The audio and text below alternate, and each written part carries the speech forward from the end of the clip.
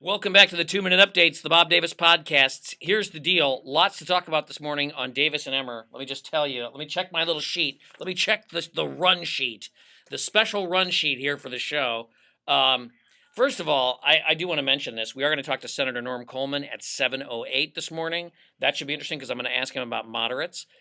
We will talk about the Minneapolis firefighters that have been fired, that they haven't been fired because they're not sure if they're going to fire them or if they're going to find the money for them. And as always, it's please don't cut our local government aid, which they haven't.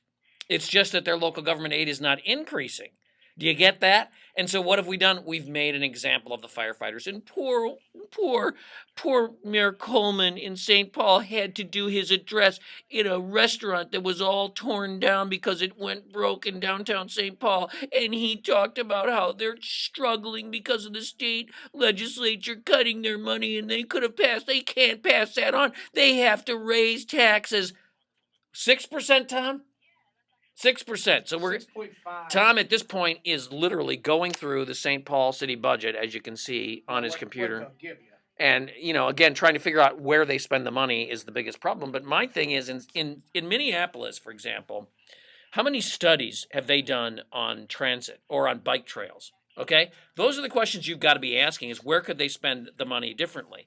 And trying to find out how they spend it is a whole other problem. We all learned that when we went through the property tax situation in Minneapolis. What else?